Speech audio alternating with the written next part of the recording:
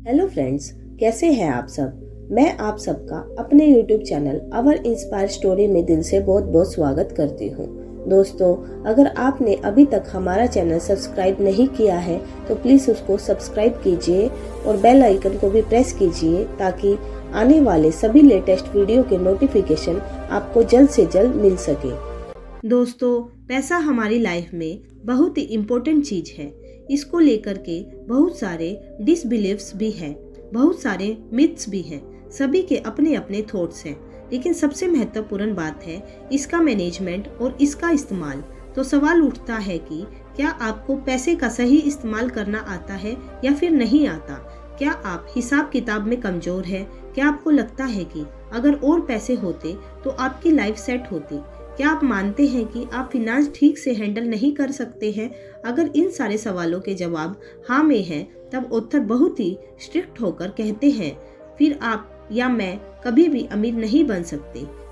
यह book summary finance के management को सिखाने वाली है, जिसका टाइटल है I will teach you how to be rich, जिसे रमित सेठी ने लिखा है। यह समरी कहती है कि अमीर होने का मतलब है आपको पता हो पैसा कहाँ खर्च करना है और कहाँ सेव करना है। यह सिखाएगी कि आपको अपने फिनेंशियल मैटर को हैंडल कैसे करना है। इसमें आपको वो इन्फॉर्मेशन और गाइडेंस मिलेगी जिससे आप मनी मैनेजमेंट में एक्सपर्ट बन सकते हैं।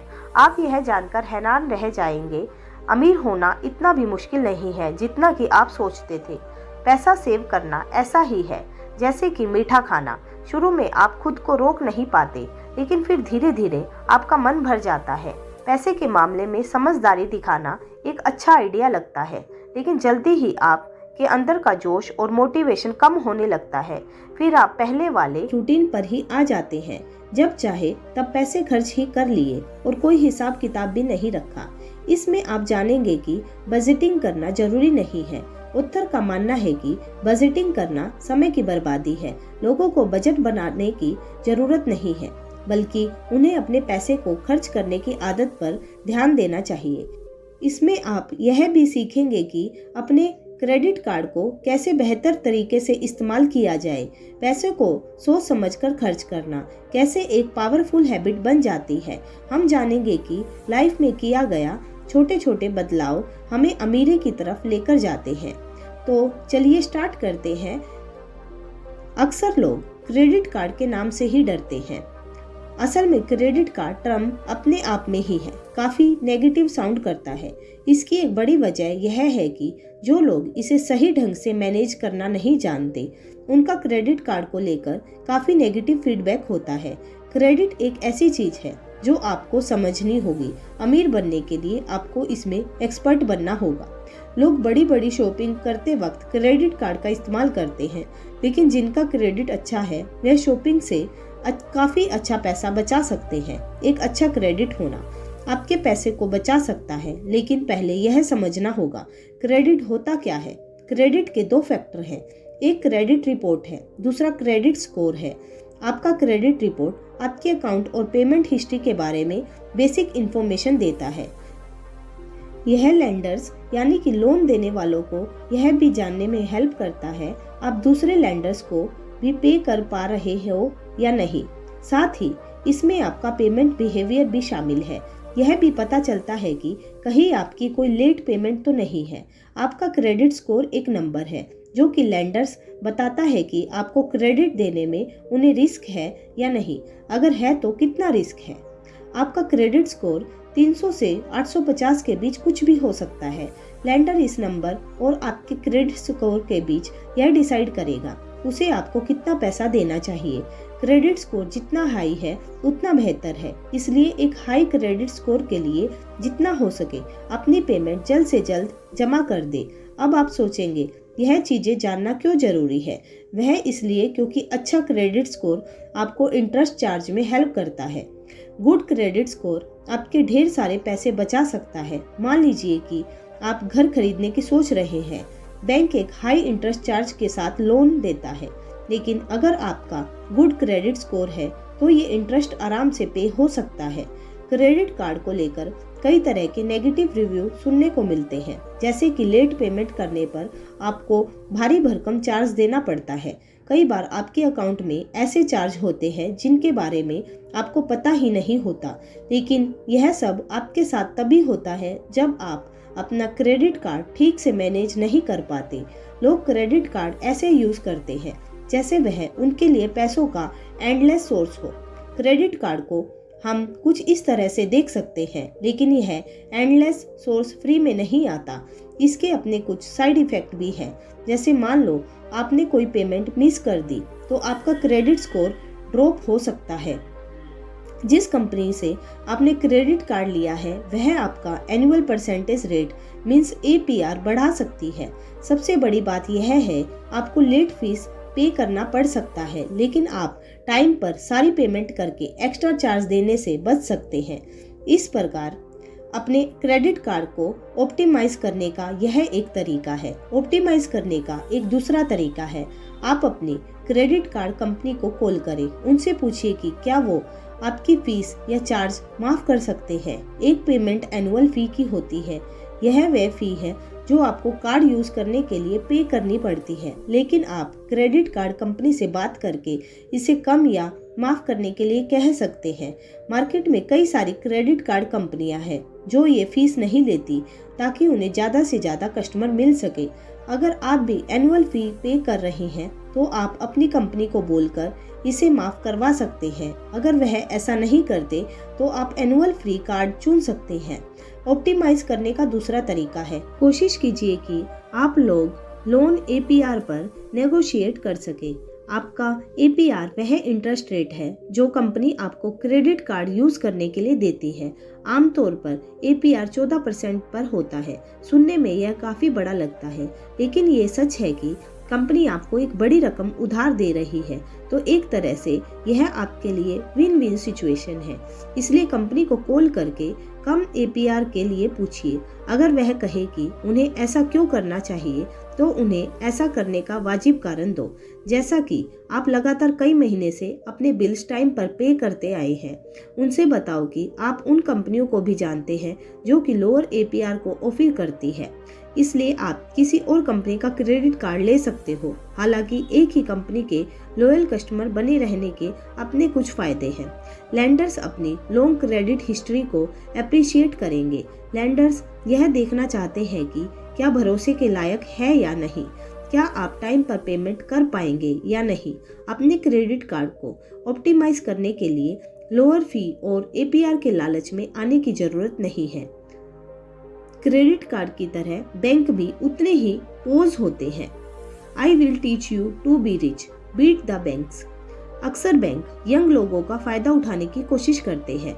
यंगस्टर को इंटरेस्ट रेट और फी जैसे टॉपिक थोड़े डराते हैं, इसलिए वह बिना सवाल जवाब किए जो भी पे करना है वो पे कर देते हैं। लेकिन इन कंसेप्ट को समझने के लिए सिर दर्द को दूर किया जा सकता है। ऑनलाइन बैंकिंग बैंक के लिए एक अच्छा तरीका है। वह अपने कस्टमर का इंटरेस्ट रेट बढ़ा सके। पैसे से जुड़ी हुई हर सर्विस के लिए लोग बार बार बैंक जाना पसंद नहीं करते। इसके बजाय वह एक सुविधाजनक तरीका ढूंढना चाहते हैं। ऐसे में ऑनलाइन बैंकिंग एक अच्छा ऑप्शन है। जो सेविंग आप ऑनलाइन बैंक में डालते हैं वह बहुत ज़्यादा बढ़ जाता है। यह वो फीस भी नहीं लेते जो नॉर्मली आपको रियल बैंक चार्ज करती है। तो ऑनलाइन बैंक और फिजिकल बैंक के बीच के इंटरेस्ट रेट को कंपेयर करते हैं। ऑनलाइन बैंक, इसमें अगर आप $1000 जमा करते हो, ऑनलाइन बैंक 3% इंटरेस्ट रेट से स्टार्ट करते हैं। एक साल में आप उस इंटरेस्ट रेट से $30 तक कमा सकते हो। फिजिकल बैंक, इसमें भी अगर आप $1000 जमा करते हैं, यह बैंक आमतौर पर सिर्फ 0.5% इंटरेस्ट रेट देते हैं, यानी कि आपको $1000 पर हर साल केवल $5 ही मिलेगा। आपको समझ में नहीं आया कि इन दोनों में कितना फर्क है। ऑथर ने अपना ऑनलाइन बैंक अकाउंट कैसे सेटअप किया। उन्होंने चेकिंग और ऑनलाइन दोनों बैंक का अकाउंट खोले थे। चेकिंग अकाउंट वो होता है जहां आप पैसे जमा कर सकते हो और निकाल सकते हो। इसके लिए आप एक डेबिट कार्ड से चेक का यूज कर सकते हो। ऑथर की इनकम इसी चेकिंग अकाउंट में आती है, फिर वह अपने पैसे बाकी के अकाउंट में ऑनलाइन ट्रांसफर कर देते हैं। बैंक हमें इंटरेस्ट रेट भी ऑफर करते हैं। जब आप अपने चेकिंग अकाउंट में पैसे जमा करते हो। सेविंग अकाउंट, जैसा कि नाम से ही पता चलता है, वह अकाउंट जिसमें आप स्पेशल मौके जैसे हॉलिडे और फेस्टिवल के लिए पैसे सेव करते हो।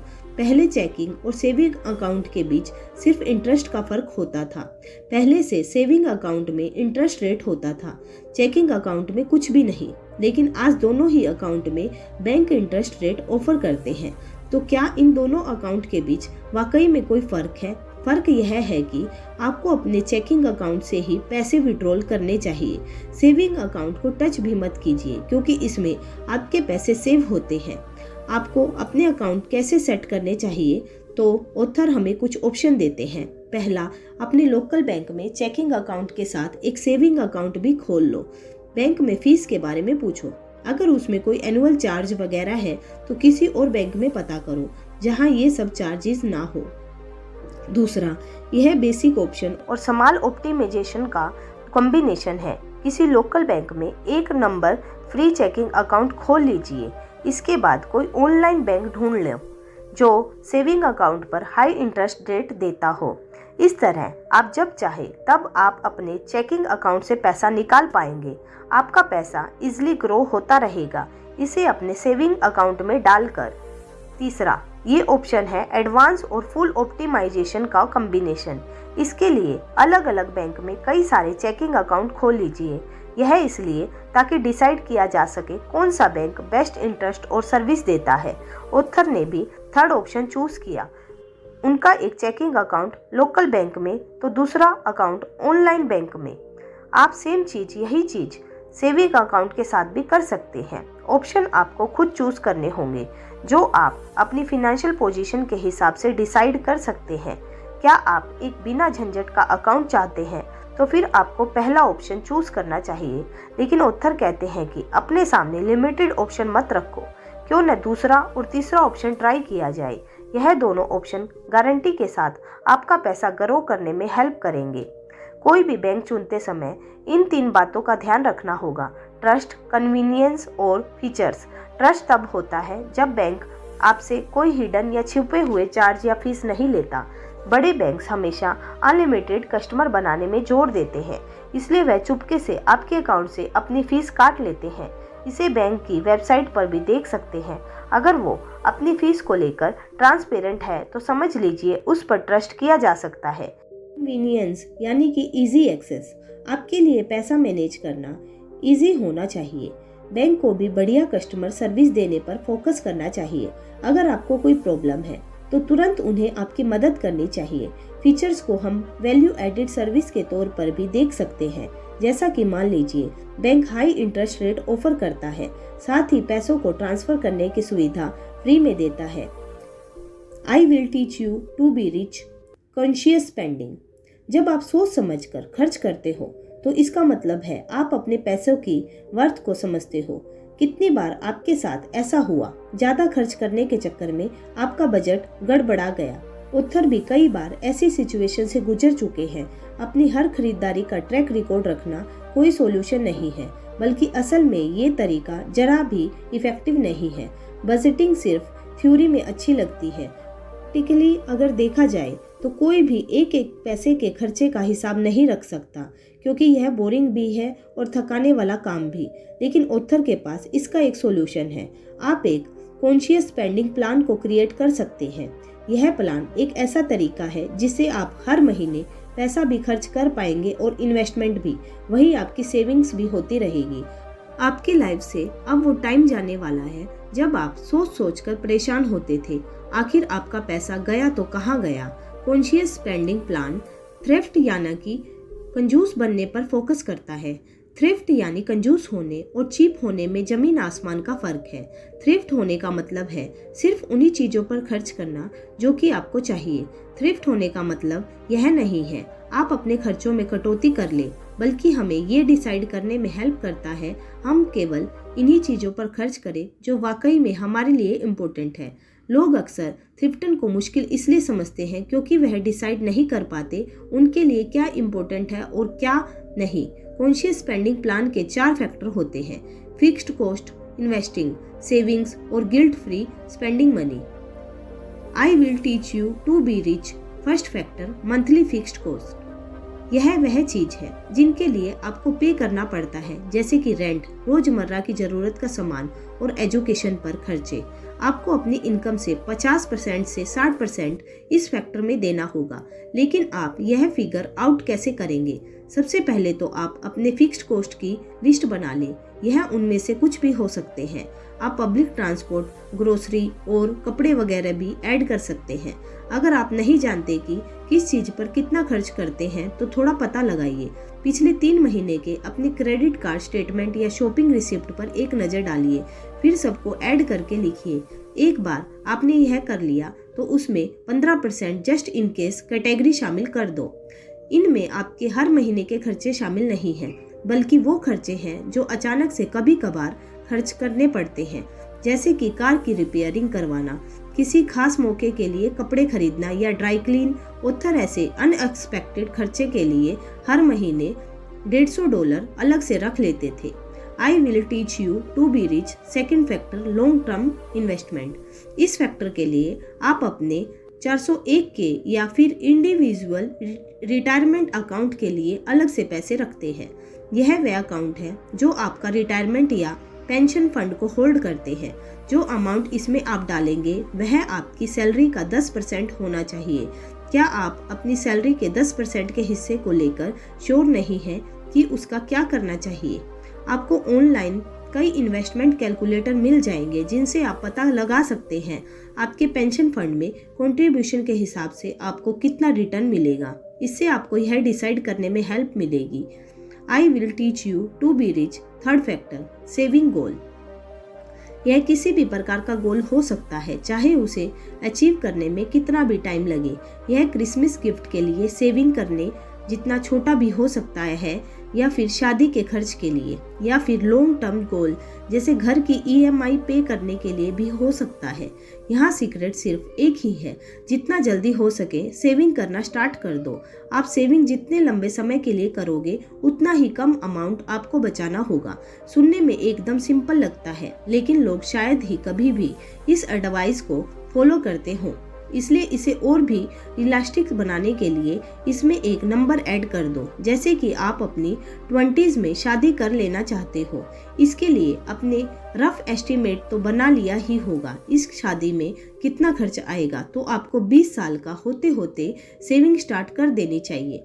अगर आप महीने का $333 भी बचाते हैं तो आगे चलकर आपको हर महीने पैसे सेव करने में उतनी मुश्किल नहीं होगी, बजाय इसके जब आप 26 में सेविंग स्टार्ट करते हो। सेविंग गोल के लिए अपनी इनकम का 5% से 10% अलग से रख दो। I will teach you to be rich, fourth factor, guilt free spending money. अपनी मनपसंद चीजें खरीदने पर आपको गिल्ट नहीं होनी चाहिए, इसलिए ऑथर आपको अपने बजट में से गिल्ट फ्री स्पेंडिंग शामिल करने के लिए एनकरेज करते हैं। लेकिन सवाल यह है, इस फैक्टर को कैलकुलेट कैसे करें? आपको इसे समझने के लिए कुछ घंटे लगेंगे, लेकिन एक ऑटोमेटिक सिस्टम आपके आने वाले महीनों को और भी ज़्यादा इजी बना देगा। एक ऑटोमेटिक सिस्टम होने से सब कुछ ऑटोमेटिकली होने लगता है।